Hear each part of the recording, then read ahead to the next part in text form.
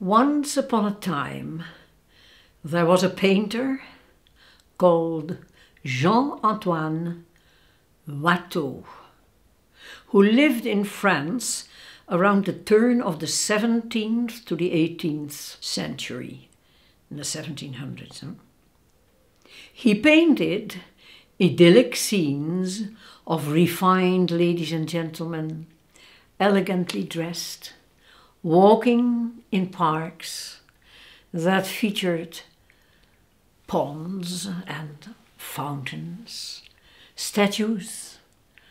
Often they move in pairs and seem to speak of love, perhaps only politely.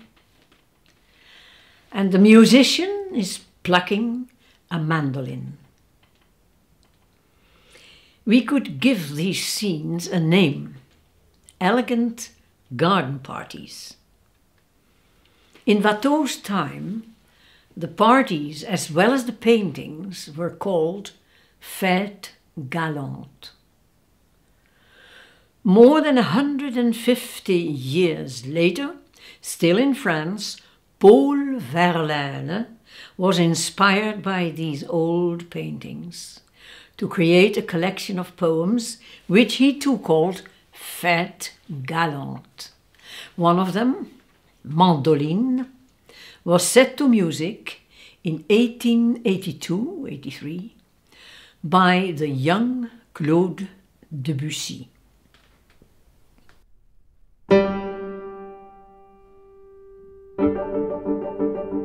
Les donneurs de sérénade, il a belles et goûteuses, échange des propos fades sous la ramure chanteuse.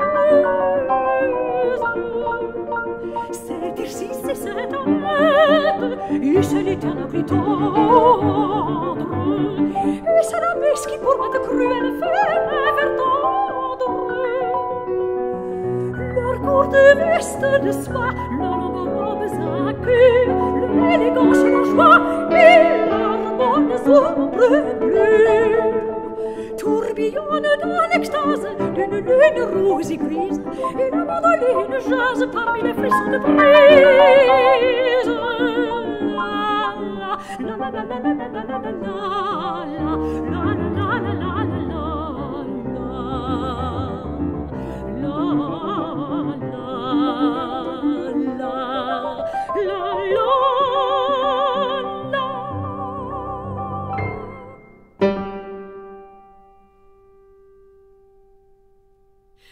What a tempo! Well, at the top of the first page it says 3/8 is 1/26. So we can only hope that the text is enunciated clearly enough to be understood, at least by French speakers. May I read that text at a slower tempo now, together with the translation? Les donneurs de sérénade, the serenaders, et les belles écouteuses, and the lovely listeners, échangent des propos fades, exchange sweet nothings, sous les ramures chanteuses, beneath the singing branches.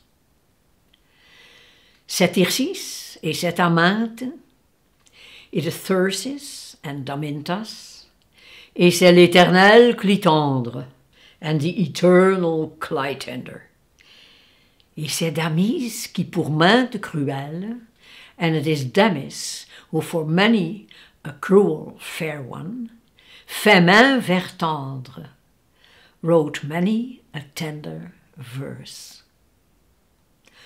Leurs courtes vestes de soie, their short silken doublets, leurs longues robes à queue, their long trailing dresses, leur élégance, leur joie, their elegance, their joy, et leurs molles ombres bleues, and their soft blue shadows, tourbillonnent dans l'extase, whirl in the ecstasy d'une lune rose et grise, of a pink and grey moon.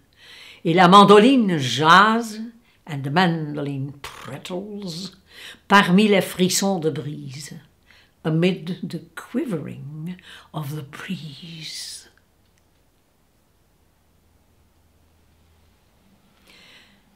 Let's listen to the first verse again. The piano starts with an octave, boom, thus introducing the plucking of the mandolin.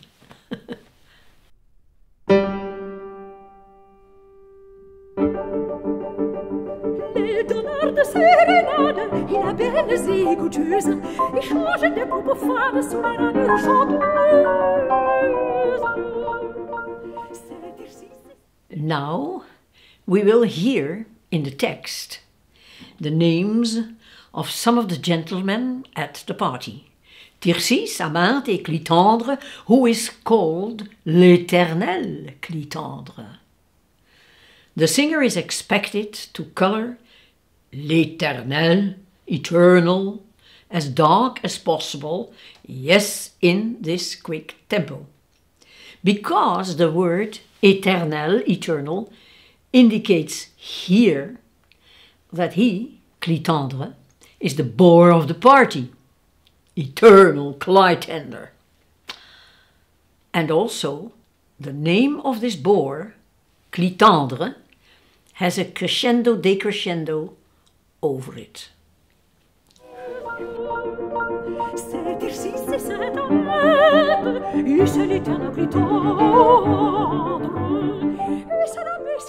Then, even for cruel ladies, Damis is willing to write a tender verse.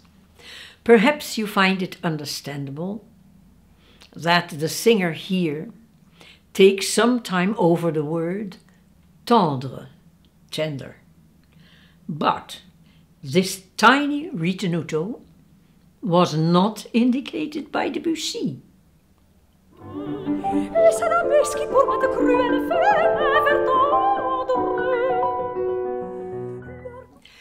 A description follows of their elegant costumes, their joy, and of their shadows. Leur courte veste de soie, leurs robes à queue, leur élégance, leur joie, et leurs bonnes ombres bleues. Tourbillonnent. All whirling around under the ecstatic moonlight, accompanied by the chatter of the mandolin in the breeze. The poem is finished, but Debussy continues with a whole series of la la la la as a final description of the party. The la la las go down and up again in countless colors, rhythmic patterns. To finish, there is that same very quick octave by the piano again. Ba-doom, as heard at the beginning of the song. The first and last plucked notes on the mandolin. So now the party is over. Or it is the dominant. Will the serenades continue? Tourbillonne dans l'extase d'une lune rose et grise, et la mandoline jase parmi les frissons de brise. La la la la la la la la la la la la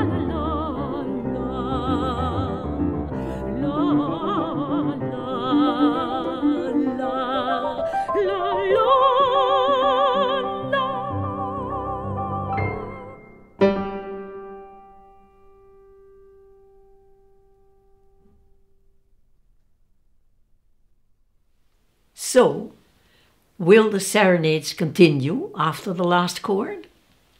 Who knows?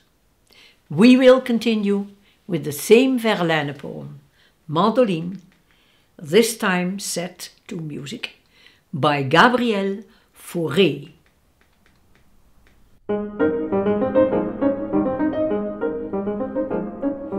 Les donneurs de sérénade, il est belle échange des propos fades sous les ramures chanteuses. C'est Tircis et c'est Amate, et c'est l'éternel clé tendre, et c'est Damis qui pour m'être cruelle fume verdâtre. Leurs courtes vestes de soie, leurs longues robes à queue, leur élégance, leur joie et leurs molles ombres bleues tourbillonnent dans l'extase d'une lune rouge et grise. Et la mandoline jase parmi les frissons de brise. Les donneurs de sérénade et les belles écouteuses échangent des propos fades sous les ramures chanteuses.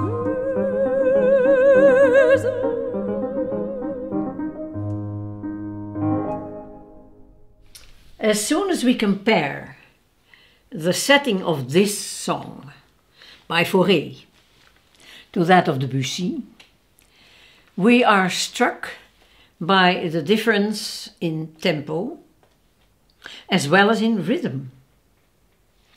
If we consider the tranquility emanating from the paintings by Watteau, those original fêtes galantes, then Fauré may have the preferred tempo, more quiet. Debussy, it seems, lets the matter evaporate, where Fauré delicately expresses the emotional qualities of words and music. He does this by subtly using modulations for the pianist, who plays mostly non-legato, as an imitation of the mandoline. The voice has some triplets, which must be taken wide enough, opposed to the 4/16 of the piano. 3/4. And Fauré has short coloraturas for the voice, on the words chanteuse, and in the second verse on tendre.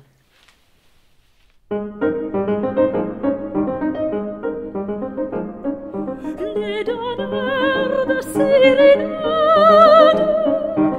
et les belles écouteuses échangent des propos fades sous les ramures chanteuses. C'est Tircis et c'est Amate, et c'est l'éternel clé tendre, et c'est Damis qui pour m'être cruelle fume verdâtre.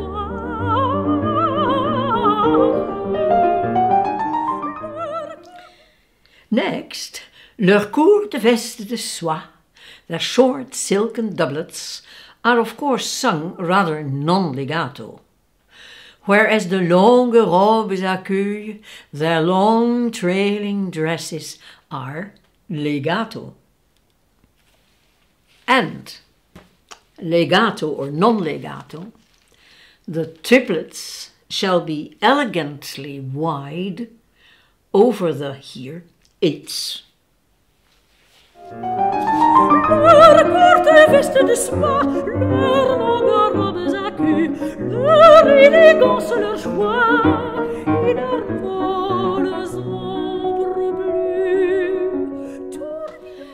Very softly we heard leurs molles ombres bleues, their soft blue shadows. On these words, the movement in the piano part changes. Up until now, the figures were going up. From now on, they move downwards, just as the long bass line does, and the vocal line. Except in those bars where the piano repeats the coloraturas, that we heard earlier in the voice. All this happens under the words tourbillonne dans l'extase d'une lune rose et grise, whirl in the ecstasy of a pink and grey moon, and on until the end of the third verse. Let's listen to this from leur élégance, leur joie. Leur élégance, leur joie, et leurs molles ombres bleues tourbillonnent dans l'extase d'une lune rouge et grise. Et la mandoline jase parmi les frissons de brise. Les donneurs de sérénade. And then follows the return of the first verse. Les donneurs de sérénade et les belles écouteuses. This almost repeat finishes the song with a coloratura on the word chanteuse. And what do serenaders do? Sing, yes. Les donneurs de sérénade et les belles écouteuses, ils changent des propos fades sous les ramures chanteuses.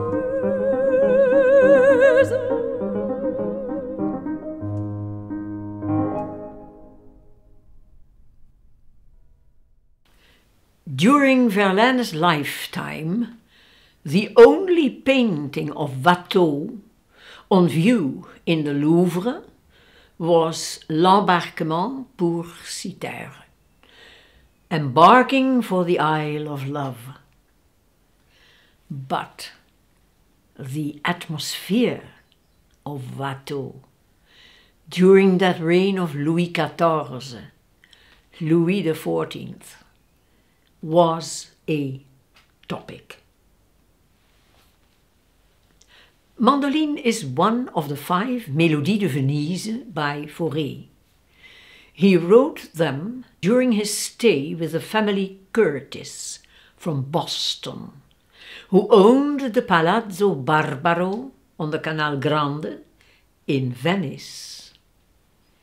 Fauré was one among many artists who enjoyed their hospitality. Once upon a time, when I strolled around that glorious neighborhood in Venice, I found the door to the inner court of the Palazzo open, and I stood there for a moment, next to the large Parc de Gondola, imagining all the celebrities passing up the stone stairs to the Grand Salon on the bel étage. All of them finding their inspiration in their exchange of great ideas.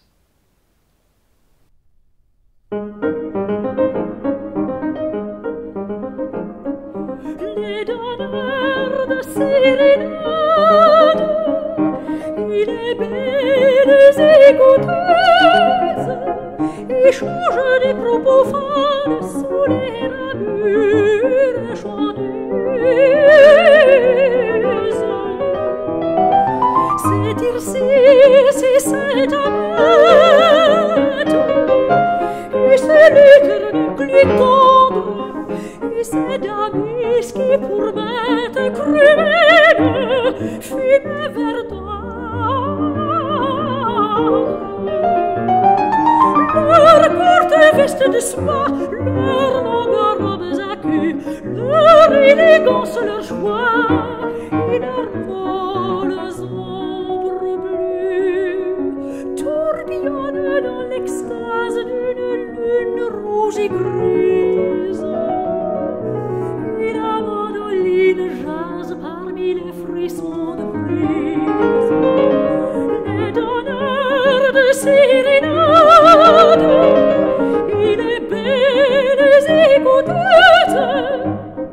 échangent des propos fades sous les ramures